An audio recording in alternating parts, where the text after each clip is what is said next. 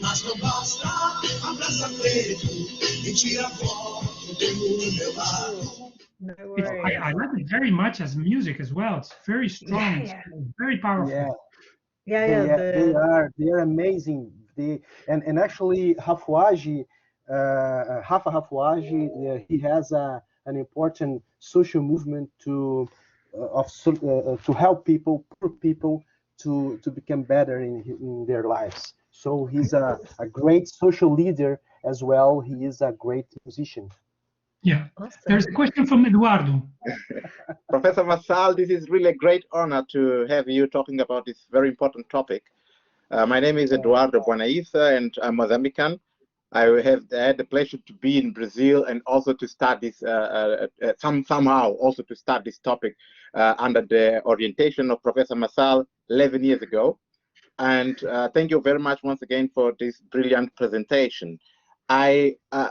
As I was in Brazil in 2010, we were visiting Quilombolas, and also in the name of the University of the Federal University of Rio Grande do Sul, we were there visiting the Quilombolas and also working with the Black communities in somehow to try to integrate them and to support them in this fight against racism.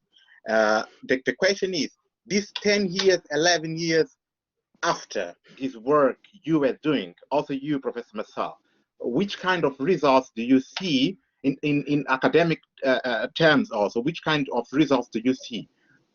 Was it possible to give the value to Black lives? Can you see that the Black Lives Matter more now, has meanings more now comparing to 10 years, 11 years ago, or you think you couldn't reach any kinds of results? And if this is the case, why is this problem continuing being part of the society if the different groups, academics, cultural groups, etc., are doing a lot to fight this? Thanks a lot for this question, my dear Eduardo. Eduardo is a friend of mine, and I'm very happy to receive this question. And actually, I guess 10 years before here, we had, I guess, all these problematizations, all these challenges, all the criticizing movements, they got behind walls 10 years before. And nowadays, I guess, this denunciation of racism in Rio Grande do Sul is outside. It's on the streets. We have more visibility, and actually, the city of Porto Alegre gained some important places to valorize and celebrate immaterial and material Afro-descendant culture in the public market, the major public market here, and other places around the city. That's it. I wondered if Danilo also wanted to respond to Eduardo's question, whether you've noticed a kind of difference, I guess, in the visibility of the last 10 years. Do you think that there has been, Danilo, in your own research, do you think that there is a kind of, that this has shifted more recently? Yes, so I think that insofar as we've seen states providing more concessions, and as we've seen Black movements not only growing in terms of its membership, but also tapping into these broader transnational networks, I would say that, in fact, yes. I mean, one of the surprising things that you find in Latin America is how, or at least in some countries in Latin America, is how well accepted Black movements are, right? In places like Brazil and Colombia, where, as I said in my presentation, just a couple short decades ago, it was simply unthinkable that a Black Lives Matter movement might emerge. And so I think that, both to the credit of Black activists who have pushed for greater recognition from the state and who have pushed for reforms, and also to the credit of some states that have provided policies and concessions. as a response to, but not necessarily as a response to demands by these activists. You have seen a normalization of sorts of Black movements that in some, I should specify, in some countries of the region.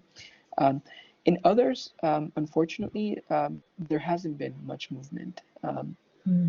Or at the very least, I should say that while we've seen progress on some fronts, like popular cultural movements, aesthetics, stylings, we haven't necessarily seen Black mobilization bleed onto either electoral politics, for example, right, or legislative politics, etc. So I think that the region continues to be still very much divided by cases in which Black movements have made progress and have the ear of much of the population. Classic cases like Colombia and Brazil. In other cases where the narrative of racial democracy and colorblindness still dominate the national discourse. Yeah, no, really interesting. May I wonder if make a question to Danilo? of course. Danilo, in your presentation, you highlighted different cases, country cases in Latin America, and I got very interested in the Republican Dominican case, particularly in how you touched in the connections with inequality, identity, and race as concept, social concept. Could you expose a little bit more about this Dominican Republic case? Yeah, so the case of the Dominican Republic is an interesting case, not an uncommon case necessarily in the region, but it is a unique case because, of course, it shares a border with Haiti, which was the first republic, independent Black republic in the hemisphere, and also because the Dominican Republic had to negotiate its racial identity with the American empire, right? And so for a while, right, the United States made it a point to say that the Dominican Republic was different from Haiti, right? It was much more mestizo, it was much whiter, of course, because it served its own needs as Black as presidents in the United States, like Ulysses Grant wanted to exile Black people from the United States and send them to the Dominican Republic, right? And so this narrative emerged both by Dominican elites and American elites that the Dominican Republic was not as Black as Haiti, right? And so it is a unique case in that sense, right? In that it has a very different sense of racial identity that is tied to Haiti. That said, right, it's also a case that mirrors much of the region in the way in which race and racial identity and racial equality demands are not at the forefront of mobilization, right? We've seen, for example, huge movements against corruption. We've seen huge movements in favor of greater spending in social services and education. And very recently in the Dominican Republic, we are seeing huge mobilization in favor of abortion rights, women's rights, right? That kind of fervor has yet to be seen when it comes to racial equality, right? It just simply has not reached the same kind of fever pitch. And so it's an interesting case, right? As other cases in the region, because although race and ethnicity continue to structure society, right, insofar as darker skinned Dominicans are poorer, are more unemployed, have less access to basic services, it does not motivate mobilization, right? So although it structures society, it does not motivate. It does not drive mobilization, and it's not at the center of electoral politics. So that's a little bit of the point that I was trying to make. Okay. Now that you mention it, I would like to share a personal experience I had. I've been to Cuba once in my life. That was in the 90s. And of course, you couldn't think of any more equalitarian society in Latin America and Cuba. But to us, it was very, very notable that the garbage collectors were clearly darker than the elite. It was so obvious. Mm-hmm. Yes, and that's the kind of contradiction that, while is much more glaring in a place like Cuba, given its socialist revolution, it's also the case of many parts of Latin America where the narrative of racial democracy coincides with race-based stratification, right? And so, as you make the case in Cuba, right, we see the tourist industry, for example, the independent businesses or whatever little private sector there is entirely made up of white Cubans, right? In part because white Cubans receive remittances from their relatives abroad, right, to a greater degree than Black Cubans, and so this has set up huge disparities. In part because white Cubans historically were the owners, the means of production in Cuba, and it has remained that way. And although the revolution has been able to achieve certain gains in reducing inequality, for example, in access to education and health, right, it has not been able to remedy that inequality when it comes to the labor force, for example, or when it comes to wealth, right, levels of wealth. So I think what you highlight, Bob, is that contradiction, right, that we see across the region of this narrative of a racial democracy, right, and color blindness coexisting very nicely and very neatly with acute racism and discrimination. I just want to add in this. Oh, sorry. I just want to add and then this. we'll go to Thomas afterwards. Yeah. Sorry. Okay. Thank you. To add some interesting connection between Brazilian case and the Cuban case. I remember the important role of the Cuban intellectual named Carlos Moore Wedderburn, kind of thing, and he denounced the different or the inequalities among Black Cubans and non-Black Cubans, and he wrote a very strong book denouncing it. And Carlos Moore is important here to Brazil as well, because he was one of the intellectuals among the intellectuals who created the national pattern for that supported the creation of the mandatory teaching of African and Afro-descendant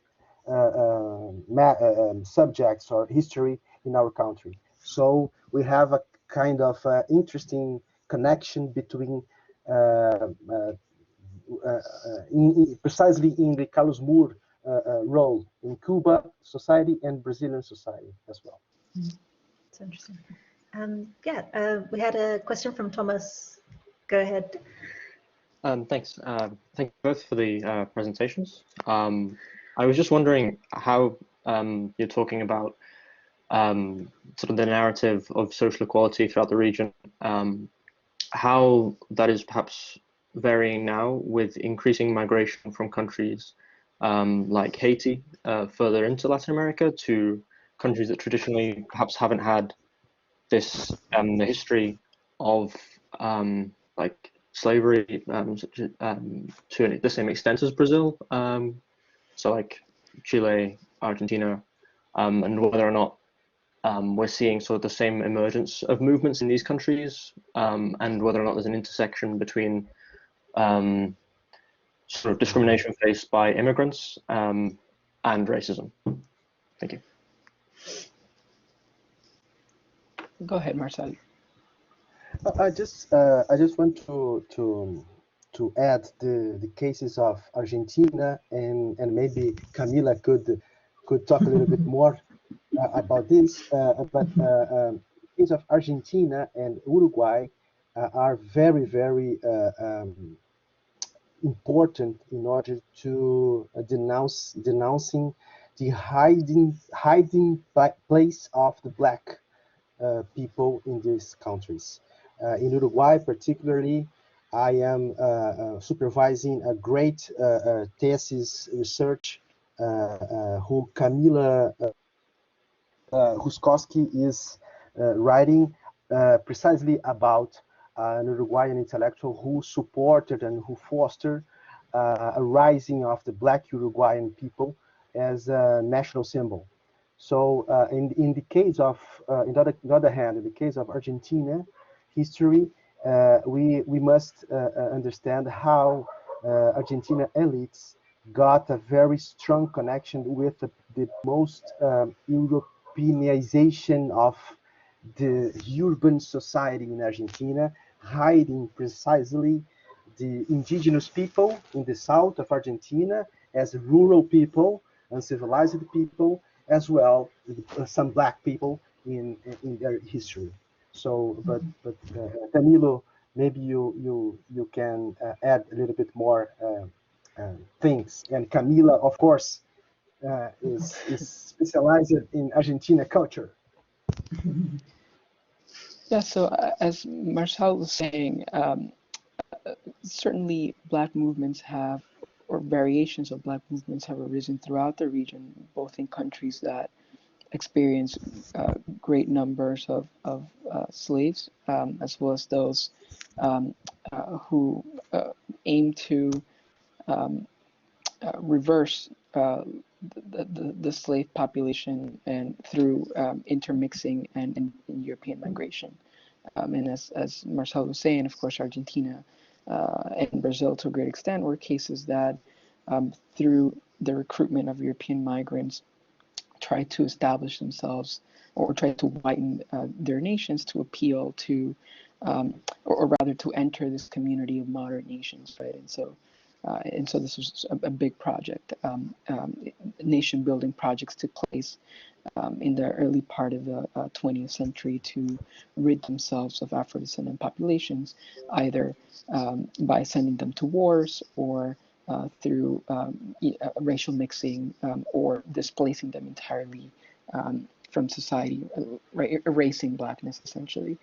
Yeah. So that said, movements look different and take on local characteristics of different countries across the region. And so, and in part, it has to do with the size of the population of Afro-descendants. Of course, a place like Black movements in a place like Brazil look very different from Black movements in a place like Argentina or Uruguay, both in terms of their motivations, right, but also in terms of their outcomes. And so, whereas my sense is that whereas Black movements in places like Argentina and Uruguay have been vying for a greater visibility in sort of recovering visibility in their arts, in history, they've not made as strong of a step toward racial equality policies as cases like Brazil and Colombia. Right, that might be the next step for those cases, but my sense is that there is that difference between cases like Brazil and Colombia versus cases like Brazil, like Argentina and Uruguay.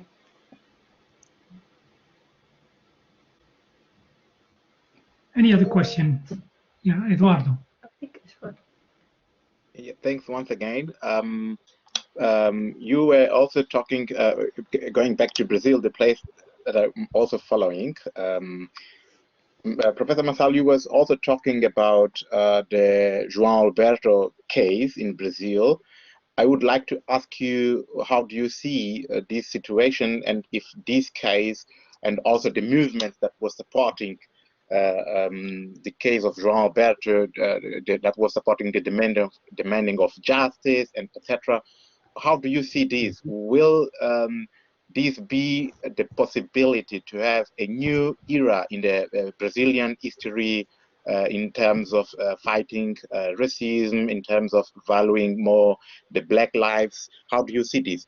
And connected to this question, I would also like to ask you, how do you see the reactions of the academia? Because I couldn't see really very strongly the academics responding on this call to more justice for Black lives, or even from the political side. And the political side was, in my point of view, weak, more weak comparing, for example, to academia. But the other civil society organizations, they were demonstrating, and they were also showing that they want some kind of change. How do you see? Is this a possibility of new history for Brazilian in these terms, or you see this different?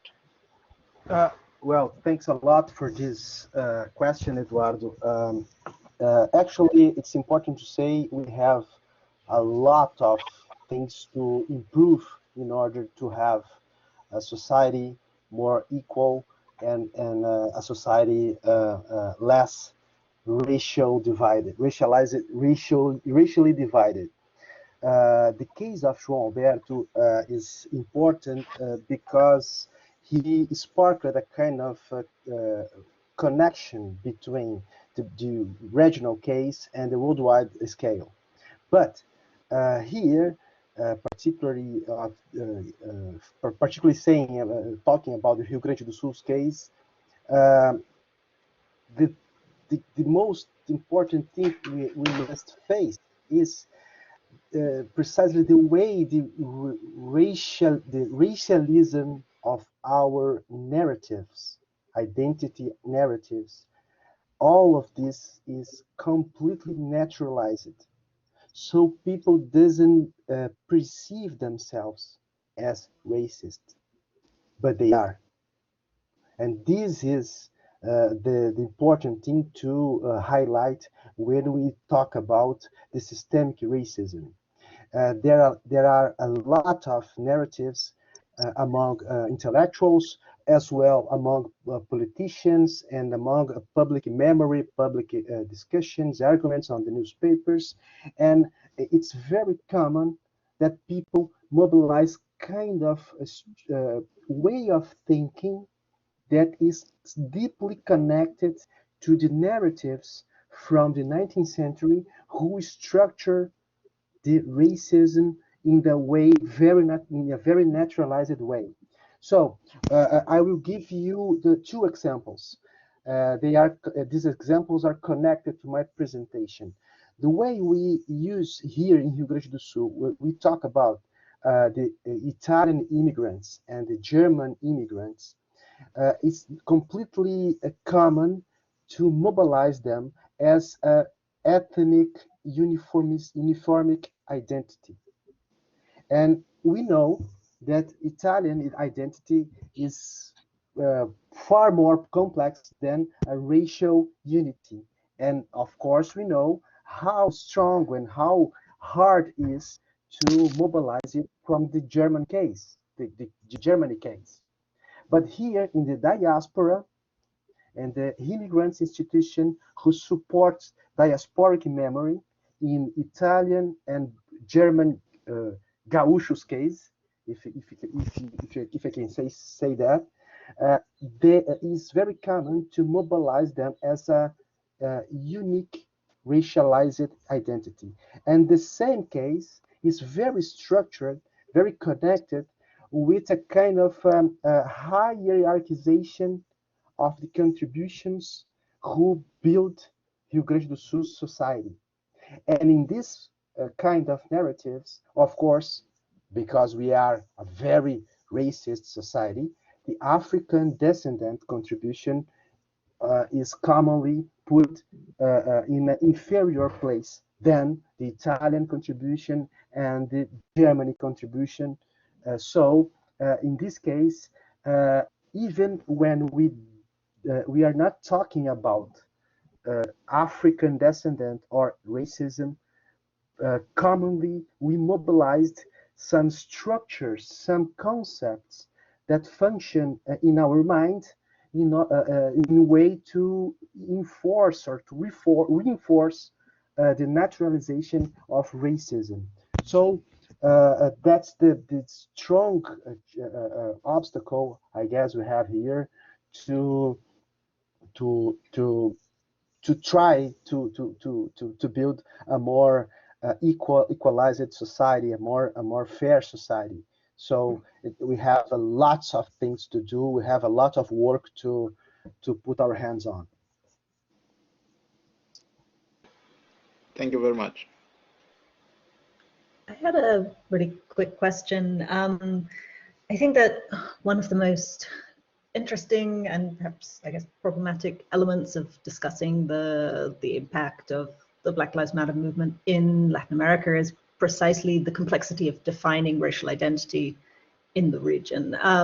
And I'm not a specialist on this area. I haven't researched it, and it doesn't enter into my profile. But my interest, or my question for you guys, is whether you see much kind of interaction and cooperation or collaboration between indigenous activists and Afro activists, or whether you think that there is that these two sectors or groups are working with and towards separate objectives, and whether this is also a potential kind of, not, I don't want to call it an obstacle, but I guess it's an element that makes the Black Lives Matter movement slightly distinct in the Latin American context, that indigeneity versus Afro descent, and whether, I don't know whether it's something that you guys have touched upon or that enters into your thinking or work at all. Yeah, so it's a great question. Thank you, Camila.